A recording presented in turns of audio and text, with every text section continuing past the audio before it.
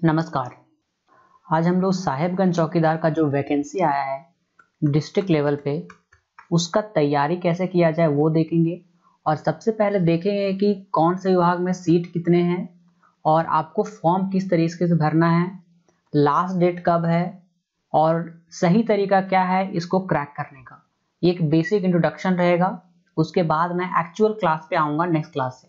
तो ये क्लास एक बहुत ज़रूरी है आपके लिए, क्योंकि 2-3 जगह ऐसी हैं जहाँ पे अगर आप गलती करेंगे तो आपका फॉर्म रिजेक्ट होने का संभावना है। तो चलिए शुरू करते हैं हम लोग देर ना करते हुए। इसके पहले मैंने रामगढ़ जो चौकीदार है उसका सिलेक्शन का तैयारी का जो हमारे सीरीज चल रहा है पूरा का पूरा मैंने रामगढ़ जी कंप्लीट कर दिया है। जब भी एग्जाम आएगा उस समय मैं क्या करूँगा, जो भी इसके स्थानीय भाषा है जैसे खोरठा हो गया, तो खोरठा तो आपका साहिबगंज वाला में ही पूछेगा, इसमें ही पूछेगा। अगर हिंदी पूछता है तो हिंदी इसमें ही पूछेगा, हिंदी इसमें ही पूछेगा। ये दोनों क्लास में एक साथ ही करा दूंगा, तो आपका चौकीदार का जो वैकेंसी है बहुत अच्छे से क्लियर हो जाएगा।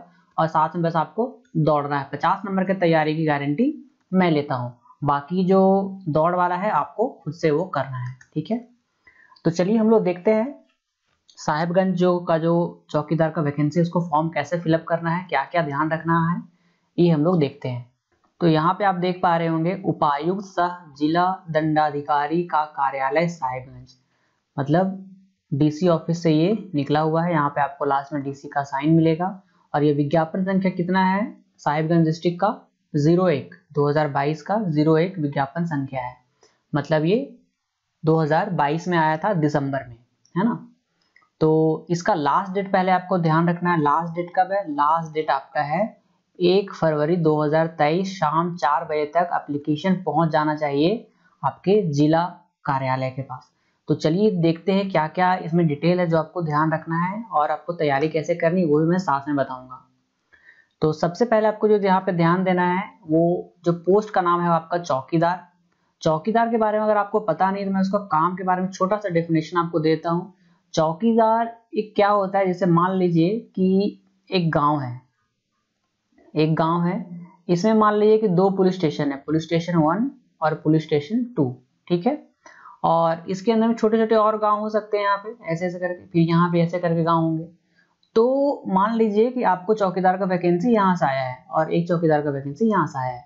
तो चौकीदार का वैकेंसी इसलिए आ जाता है कि क्योंकि अगर ये इस गांव का लोकल आदमी है तो इसको हर एक गांव के जो लोग हैं किस तरीके से हैं, कौन सा गांव में लोग क्या काम करते हैं, कौन गलत काम करता है, चोरी डकैती काम कौन करता है, कौन अच्छा आदमी है।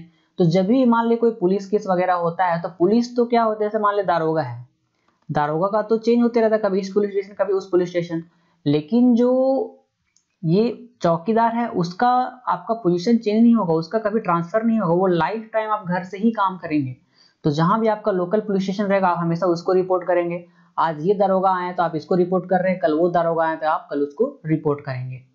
दारोगा हमेशा आपका सपोर्ट लेंगे कि चलो भाई फलना आदमी घर बताओ, हमको वहां पे जाके आज छापेमारी करना है। तो वो चौकीदार क्या करेगा या आप क्या करेंगे, चौकीदार बनते हैं तो आप अपने गांव के फलना आदमी के पास उसको लेके जाएंगे, देखिए सरकार ये घर है जिसका यहाँ पे नाम आया है। तो चौकीदार का यहाँ पे बहुत अहम रोल होता है। बेसिकली ये पुलिस स्टेशन और गांव के बीच के कड़ी का काम करता है। तो ये आपको ध्यान रखना, चौकीदार का वैकेंसी, चौकीदार का काम ऐसा होता है। बाकी आसपास आपके चौकीदार होंगे तो आप भली भांति जान पाएंगे। तो चलिए अब आगे बढ़ते हैं हम लोग। तो टोटल वैकेंसी कितना है? 315। 315 में जो अनारक्षित है, अनारक्षित मतलब क्या हो गया आपका जनरल का वैकेंसी 165। अनुसूचित जनजाति शेड्यूल्ड ट्राइब का कितना है 143 143। अनुसूचित जनजाति मतलब एससी का वैकेंसी यहाँ पे 0 है, तो आप जनरल से भर सकते हैं। अत्यंत पिछड़ा वर्ग मतलब हो गया आपका ओबीसी 1, एक्सट्रीमली बैकवर्ड क्लासेस को बोलते हैं। फिर ओबीसी 2 पिछड़ा वर्ग का 0 है और टोटल यहाँ पे 315 वैकेंसी है, ये आपको ध्यान रखना है। अब यहाँ पे क्या है कि एक बीट होता है, जब ये फॉर्म भरेंगे वहाँ पे बीट संख्या है, मैं आपको दिखाऊंगा फॉर्म भरते समय क्या सावधानी आपको बरतनी है। अब देखिए कुछ कुछ आरक्षण है यहाँ पर कि अगर आप खेलकूद कला संस्कृति में है तो 2% का आरक्षण है। तो जनरल का 3 आरक्षित सीट है और एसटी का यहाँ पे 3 है, टोटल 6 पर यहाँ पे इसके लिए आरक्षित है। और बाकी अलग अलग चीज के लिए है, निशक्तता के लिए यहाँ पे सीट है, आप देख पाएंगे यहाँ पे 4 है आपका कम दृष्टि के लिए, और बहरापन अगर किन्हीं का है तो उसके लिए 4 है। फिर चलन जो चलने में असमर्थ है या कम चल पादु के लिए 4 है, और श्वलीनता और बहुनिशक्तता इसके लिए 1 है। टोटल यहाँ पे इस तरह है। और आगे यहाँ पे क्या है आप देख पाइएगा, आदिम जनजाति मतलब जो ट्राइबल लोग हैं उनके यहाँ पे 2% का सीट अलग से आरक्षित है। एक चीज और, महिलाओं के लिए यहाँ पे 5% सीट का आरक्षण है, मतलब जनरल में 8 सीट और एसटी में 7 सीट। ये लेडीज के लिए रिजर्व, मतलब इतना होना ही होना है। जैसे मान लीजिए 315 है ना, 315 है तो 8 7 15 हो गया, तो ये 15 लेडीज ही यहाँ पे होंगी। बाकी में भी लेडीज हो सकती है लेकिन 15 यहाँ पे एकदम रिजर्व है, ठीक है ना। उसी तरह बाकी ऊपर के मैंने बारे में बात कर लिया। अब बात करते हैं शैक्षणिक योग्यता मतलब एजुकेशनल क्वालिफिकेशन, जो क्या क्राइटेरिया है कि आप इस फॉर्म को भर पाएंगे। तो आपको मात्र यहाँ पे 10th पास होना चाहिए और आपको कोई क्राइटेरिया यहाँ पे नहीं है। तो ये आपको ध्यान रखना है कि सिर्फ 10th पास यहाँ पे होना चाहिए। और इसके साथ साथ जो एक्स्ट्रा क्वालिफिकेशन वो क्या क्या होना चाहिए, चरित्र मतलब आपका जो कैरेक्टर है उसमें कोई भी आज तक कोई क्रिमिनल रिकॉर्ड आपका नहीं होना चाहिए, तभी आप इस वैकेंसी को यहाँ पे भर पाएंगे, ठीक है ना।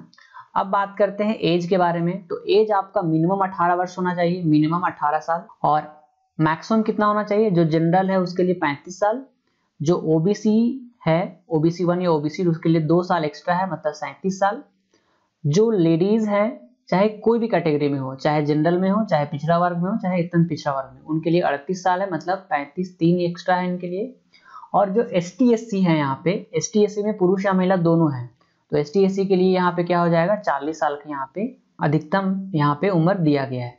तो ये आपको ध्यान रखना है, तो काफी ज्यादा है तो आपको प्रॉब्लम होने की कोई संभावना यहाँ पे नहीं है। अब बात करते हैं यहाँ पे एज वो लोग कब काउंट करेंगे, तो 2 फरवरी 2023 को 40 साल मैक्सिमम एज यहाँ पे काउंट होगा, ठीक है ना। अब देखिए जो आपको ध्यान देना है एप्लीकेशन भरते समय वो क्या है, पॉइंट नंबर 8 बहुत इंपॉर्टेंट है।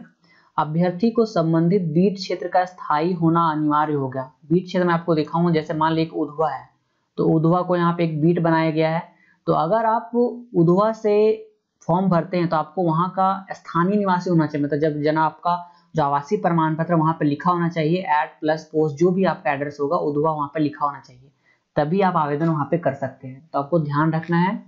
और साथ में आपको साइकिल चलाने का ज्ञान तो होना ही चाहिए, तो साइकिल आपको चलाना आना चाहिए। अब बात करते हैं कि आपका सिलेक्शन कैसे होगा। सिलेक्शन के लिए यहाँ पे 2 प्रक्रिया है, 2 चरण है। पहला आपका रिटन एग्जाम है। तो रिटन एग्जाम क्या है आप देखिए, यहाँ पे लिखित परीक्षा में 50 अंकों की यहाँ पे परीक्षा ली जाएगी, 50 अंक, जिसमें से क्या पूछा जाएगा, आपका जिला से रिलेटेड क्वेश्चन पूछा जाएगा और स्थानीय भाषा से संबंधित क्वेश्चन पूछे जाएंगे। तो मान लीजिए 50 क्वेश्चन यहाँ पे है, तो 50 क्वेश्चन में कुछ प्रश्न आपके साहिबगंज डिस्ट्रिक्ट से रहेगा और कुछ प्रश्न आपका जो लोकल लैंग्वेज है साहिबगंज का, जैसे मेरे ख्याल से वहां पे खोरठा है तो खोरठा से वहां पे क्वेश्चन रहेगा आपका, ठीक है ना। और कुछ हिंदी भी रहने की संभावना है, तो हम लोग दोनों यहाँ पे पढ़ लेंगे। और किन्हीं को कंफर्म पता है, ठीक है, किन्हीं को भी कंफर्म पता है कि नहीं खोरठा सही रहेगा हिंदी नहीं रहेगा, या किन्हीं को अगर ये भी पता है कि सिर्फ हिंदी रहेगा खोरठा नहीं रहेगा, तो मेरे को कमेंट बॉक्स में कमेंट करके बताएं, तो मैं उसी सब्जेक्ट को लेकर के डीप में चलूंगा। दोनों सब्जेक्ट को लेकर मेरे को जरूरत नहीं पड़ेगा, ठीक है। तो ये जो 50 क्वेश्चन है उसकी तैयारी तो मैं यहाँ पे करा दूंगा, ये पूरी की पूरी तैयारी बहुत अच्छे ढंग से करा दूंगा, कोई प्रॉब्लम नहीं होगा। अब बात करते हैं कि 50 क्वेश्चन में आपको 30% मार्क्स यहाँ पे लाना है, 30%। तो 100 में 30% होता है 30, मतलब 50 में 15 आपको यहाँ पे क्वेश्चन सही करने हैं, ठीक है ना। 15 क्वेश्चन आपको सही करने हैं, तभी आपको आगे का एग्जाम या आगे का जो दौड़ वगैरह होगा उसमें आपको उसका ऐड किया जाए, नहीं तो आप वहीं से डिस्क्वालीफाई हो जाइएगा। तो यही पे है 30% अंक प्राप्त करना उनको अनिवार्य है। अब बात करते हैं जो 50 क्वेश्चन होगा वो सारे ऑब्जेक्टिव होंगे, बहुविकल्पीय मतलब हो गया आपका ऑब्जेक्टिव, और इसके लिए आपको 1.5 घंटे का समय है। तो झारखंड के सभी एग्जाम में टाइम बहुत ज्यादा होता है, तो टेंशन लेने की आवश्यकता नहीं है। 1.5 घंटा मतलब 50 क्वेश्चन और आपके पास 90 मिनट है ना, तो काफी ज्यादा समय आपके लिए, कोई प्रॉब्लम नहीं होगा। अब जो शारीरिक जो माप होना चाहिए वो आपको ध्यान लेना है कि जो जनरल के लिए होना चाहिए हाइट 160 सेंटीमीटर, जो ओबीसी या ओबीसी 1 हो या ओबीसी 2 हो दोनों के लिए 160 है, मतलब जनरल और ओबीसी दोनों के लिए 160, और एसटी एससी जो है उसके लिए 155 और लेडीज के लिए 148 सेंटीमीटर यहाँ पे होना चाहिए। इसके बाद जो और 20 मार्क्स यहाँ पे जुटेगा, 20 मार्क्स क्या जुटेगा, 50 हम लोग देख चुके हैं रिटन एग्जाम में, प्लस 20 यहाँ पे जुटे, 20 किसके लिए जोड़ेगा यहाँ पे, तो आपको दौड़ लगाना पड़ेगा। तो जो मेल कैंडिडेट है, जो पुरुष वर्ग के लोग हैं, उनको यहाँ पे 5 मिनट कि पहले आप दौड़ लेते हैं 5 मिनट या 5 मिनट से पहले, तो आपको टोटल 20 अंक यहाँ पे प्रोवाइड कर दिया जाएगा, टोटल 20 अंक। लेकिन वही आपका 5 मिनट 20 सेकंड हो गया या 6 मिनट के अंदर हो गया, तो मात्र आपको 10 अंक यहाँ को मिलेंगे, 10 अंक यहीं पे आपका कट गया, ठीक है ना। तो जिनको लगता है कि मैं दौड़ में थोड़ा सा कमजोर हो जाऊंगा, तो वो रिटर्न में ज्यादा फोकस करें, और जो दोनों में है तो फिर उनके लिए कुछ कहना ही नहीं है, दोनों को तैयारियां बहुत अच्छे से कीजिए। और अगर आप 6 मिनट से ज्यादा समय लेते हैं तो फिर यहाँ पे आप डिस्क्वालीफाई हो जाएंगे। सेम यहाँ पे महिलाओं के लिए है, अगर आप 8 मिनट या उससे पहले दौड़ लेते हैं तो आपको 20 मार्क्स मिलेगा, और 8 मिनट से 10 मिनट अगर आप दौड़ते हैं तो आपको 10 मार्क्स वहां पे कट जाएगा, 10 ही मिलेगा। और 10 से ज्यादा आपको टाइम लगता है तो फिर यहाँ पे आपको डिस्क्वालीफाई कर दिया जाएगा। और दौड़ना कितना है, 1 मील, 1 मील मेरे ख्याल से 1600 मीटर जिसको दौड़ बोलते हैं लोग, 1600 मीटर की दौड़ है, वो आपको यहाँ पे कंप्लीट करना है। तो काफी टफ हो जाता है ये दौड़, जब तक आप प्रैक्टिस नहीं रहेगा तब तक इसको दौड़ पाना काफी मुश्किल होता है, क्योंकि ये आपको स्पीड में दौड़ना पड़ता है। 1600 मीटर लोग बहुत जान लगा के दौड़ते हैं और उसमें आपको एनर्जी बहुत ज्यादा चाहिए, है ना। तो ये आपको ध्यान रखना है। तो हम लोग अभी कितना देख लिए, 50 और 20 70 मार्क्स देख लिए, ठीक है।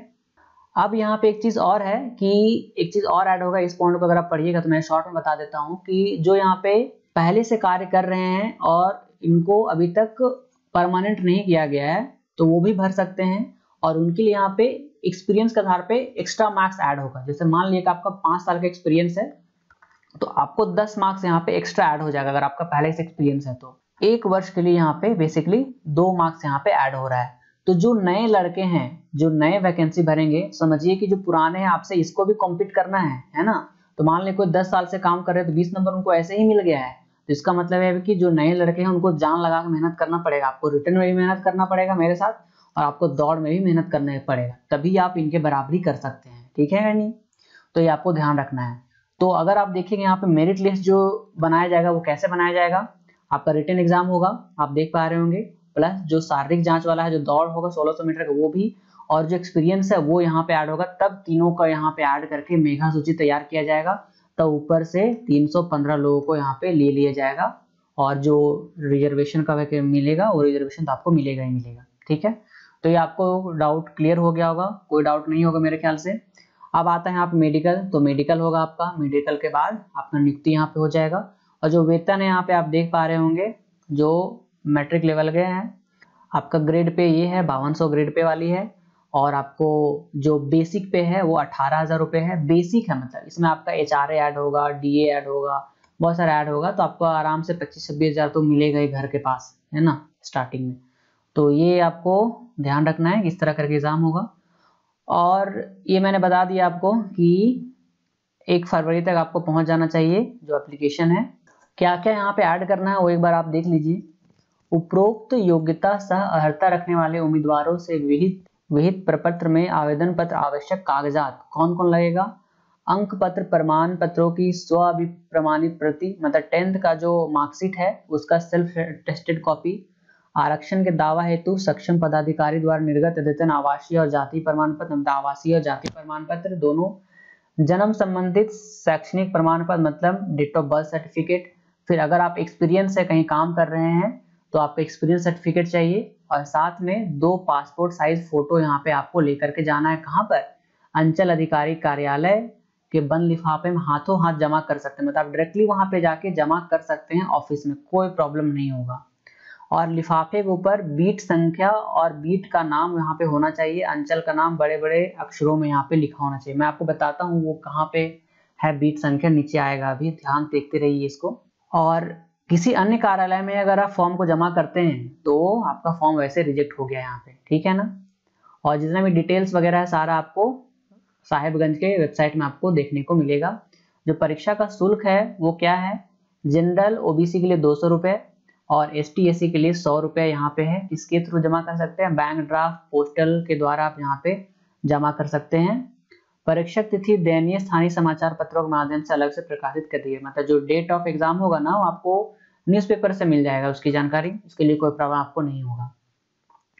आवेदन प्राप्त करने और आवेदन भेजने की प्रक्रिया निम्न है। विशेष परिस्थिति में प्रभारी पदाधिकारी जिला सामान्य शाखा उपायुक्त कार्यालय साहेबगंज पिन कोड इतना के पते पर निबंधित डाक पोस्ट के माध्यम से हाथों हाथ लिफाफे जमा कर सकते हैं, मतलब आप हाथों हाथ भी जमा कर सकते हैं और वहां पे आप स्पीड पोस्ट भी कर सकते हैं इस एड्रेस पे। तो मेरा रिकमेंडेशन है कि डिस्ट्रिक्ट चल जाइए, हाथों हाथ जमा कर दीजिए, है कि नहीं, ठीक है। तो आप यहाँ पे देख पा रहे हैं ये 29 दिसंबर का वैकेंसी है, ठीक है ना। तो ऑलमोस्ट 1 महीना हो गया है। तो अभी आप तुरंत से जाके इसको फॉर्म को फिलअप कर दे, अगर जो नहीं भरे हैं वो, ठीक है ना। तो अभी हम देखते हैं जो उसका प्रमाण पत्र है वो इस तरह से है। इसका आपको प्रिंट आउट ले लेना है, मैं PDF टेलीग्राम में डाल दूंगा। और जो चौकीदार का स्पेशल ग्रुप है उससे जुड़ने के लिए आपको क्या करना है, 8809474880, ठीक है। इस नंबर पे आपको क्या करना है, आपको व्हाट्सएप करना है, लिखना है साहेबगंज चौकीदार, साहेबगंज चौकीदार, ताकि मुझे पता चल जाए कि आप साहेबगंज चौकीदार के वैकेंसी के लिए यहाँ पे आए, तो आपको उस ग्रुप में जोड़ दिया जाएगा, ठीक है ना। क्योंकि अलग अलग यहाँ पे ग्रुप है, रामगढ़ का अलग ग्रुप है, साहेबगंज का अलग ग्रुप है, तो आपको ये लिख के भेजना है, तो आपको सारे डिटेल वहां पे मिल दिया जाएगा। तो ये फॉर्म का प्रिंट आउट आपको लेना है। यहाँ पे आपको सेल्फ अटेस्टेड फोटो चाहिए। यहाँ पे आपको गृह जिला का नाम, जो डिस्ट्रिक्ट है, फिर आपका अंचल का नाम, ये मैं बोल रहा था आपको, आवेदित बीट क्षेत्र, मतलब किस क्षेत्र से आप आवेदन कर रहे हैं उसका नाम, और बीट संख्या वो नीचे दिया गया है, बीट संख्या क्या है और बीट का नाम क्या है, और आपके गांव का नाम आपको पता होगा। तो ये दोनों आपको नीचे का फॉर्म से आपको देखना है। चलिए दिखाते हैं आपको। ये आपको फॉर्म भर लेना है, बहुत सिंपल सिंपल चीजें हैं। नाम क्या है हिंदी अंग्रेजी में, पिता का नाम क्या है, कितना मार्क्स है, जन्म तिथि क्या है, एड्रेस क्या है, पत्राचार, बहुत इजी है, इसके लिए आप आराम से भर सकते हैं। शरीर पे 2 आइडेंटिफिकेशन मार्क्स है, ये आपको भरना है। फिर आप अभी तक कितना क्वालिफिकेशन की है, मैट्रिक है तो मैट्रिक भी भर दीजिए, अगर आप एक्स्ट्रा क्वालिफिकेशन तो वहां तक आप लेकर आइए, ठीक है ना। और ये सारा निर्गत तिथि जो हम लोग भरते हैं ना फॉर्म भरते समय, कितना उसका नंबर रहता है, जैसे इनकम सर्टिफिकेट रहता है ICJCIC/2020 ऐसे करके रहता है, वो सब आपको भरना है। यहाँ पे बहुत आसान है, भर पाएंगे देख देख के। मैं मेन आपको दिखाना चाहता हूँ बीट संख्या। जैसे मैं एग्जांपल दे रहा हूँ आपको, जैसे मान लिए उधवा जो अंचल है, उधवा जो प्रखंड है, उसके अंदर थाना है आपका राधानगर। तो अगर आप राधानगर के निवासी हैं तो आपको वहां पे भरना है बीट का नाम राधानगर और बीट का संख्या 7/7। तो इस तरह करके ही आपको भरना है। और ध्यान रहना है कि आप जहां से बिलोंग करते हैं वहीं से इस फॉर्म को भरें, क्योंकि मैंने आपको स्टार्टिंग में बताया था ना कि यहाँ पे आपको लोकल होना जरूरी है, ताकि अपने गांव के हर एक लोगों का पहचान कर पाएं और वहां के दारोगा जो बड़ा बाबू है उसका आप चीजों में सहायता कर पाएं।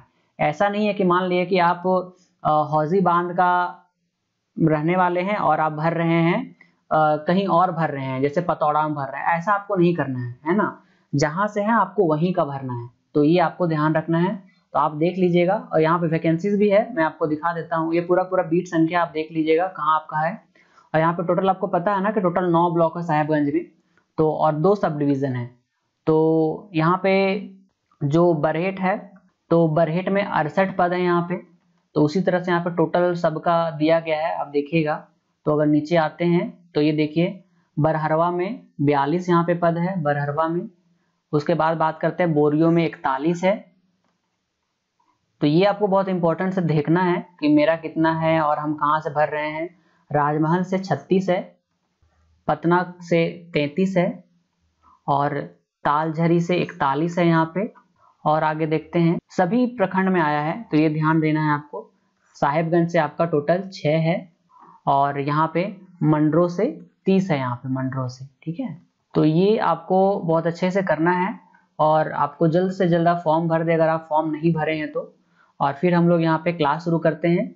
उसके बाद आपको क्या करना है कि साहेबगंज का जो चौकीदार वाला ग्रुप है उसमें आपको ऐड होना है। कैसे ऐड होना है, 8809474880। और आपको कोई भी प्रॉब्लम है कि फॉर्म भरने में परेशानी हो रही, नहीं भर पा रहे हैं, समझ में नहीं आ रहा है, तो सारा सोल्यूशन आपको वही ग्रुप में मिल जाएगा, ठीक है।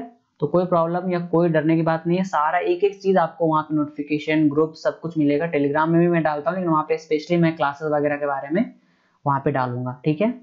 तो अगर कोई भी आपको डाउट होता है आज की क्लास से रिलेटेड, तो मेरे को आप ग्रुप में पूछिए, कमेंट बॉक्स में कमेंट करके पूछिए। और अगर आपको प्रॉब्लम होता है तो अपना नंबर आप ग्रुप में नीचे कमेंट बॉक्स में कमेंट कर दे, तो वहां से टीम को बोल करके मैं नंबर स्टार्ट करके वहां से आपको ऐड करवा दूंगा, अगर आप साहेबगंज से हैं, ठीक है। तो ये रहा हमारा एप्लीकेशन भी आप इंस्टॉल कर लीजिएगा, क्योंकि सारे क्लासेस आपको ऐप में वहां पे सिलसिलेवार ढंग से मिलेंगी। और आपको ऐप हमारा कहाँ मिलेगा, आपको गूगल प्ले स्टोर में मिलेगा, या फिर नीचे भी डिस्क्रिप्शन में आपको लिंक मिलेगा। JSAC एजुकेशन ऐप का नाम है, या आप इस लोगों का हमारा ऐप है, यहाँ पे आप डायरेक्टली देख सकते हैं। टेलीग्राम का लिंक डिस्क्रिप्शन में भी आपको लिंक हर जगह का मिल जाएगा, ठीक है। कोई भी प्रॉब्लम होने पे आप इस नंबर पे व्हाट्सएप कीजिए, कॉल कीजिए, कोई इशू नहीं है। तो मिलते हैं नेक्स्ट लेक्चर में बहुत जल्दी। Thank you, all the best, जय हिंद।